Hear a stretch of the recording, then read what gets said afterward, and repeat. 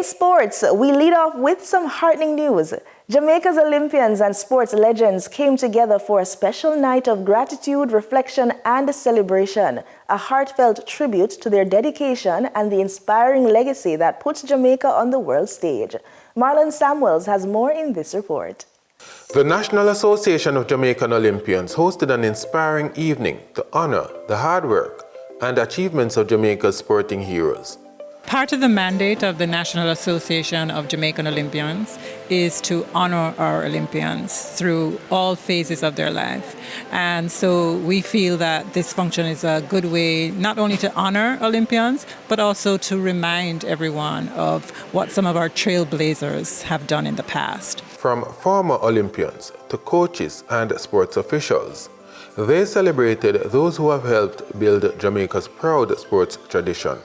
We also honor those who are behind the scene, administrators, maybe track referees, physiotherapists, as we are tonight. We're honoring some of those who work behind the scenes and make it happen for the Olympians. It was started in 1984 in New York. We honored Herb McKinley. As you know, Herb McKinley is one of the heroes of Jamaica and also the national coach. So we wanted to show some gratitude, so we had it in New York for him. All of a sudden it dawned on us that we are now successful because of Herb McKinley. And we had that big function in New York for him to say thanks.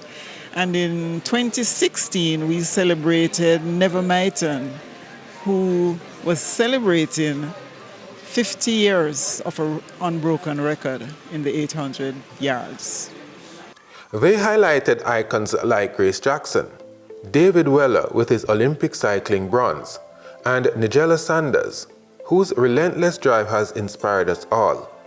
The event paid tribute to their sacrifices, resilience, and outstanding accomplishments that have motivated and continues to motivate generations. It feels great to be recognized, being the only Olympian of the sport of badminton.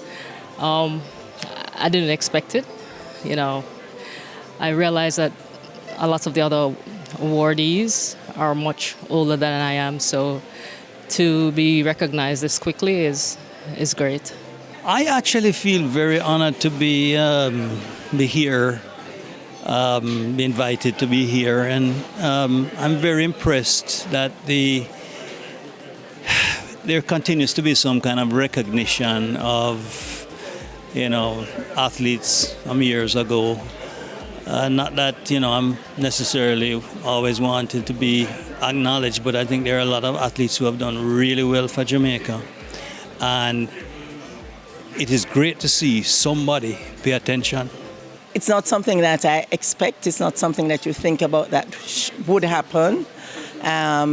Life has taught me that. And so the fact that it is being done, I'm thankful, and it's a good feeling about it. Vilma Charlton understands that. I mean, she was much earlier than me as an athlete, and she would have experienced similar things that I have over time experienced. And one day she said, we need to get together years ago and be able to recognize our fellow Olympians. It also reminded us of the importance of nurturing future champions and keeping Jamaica's reputation as an athletic powerhouse alive. Well, usually after the glory has faded and people have moved on with their lives, we are forgotten about.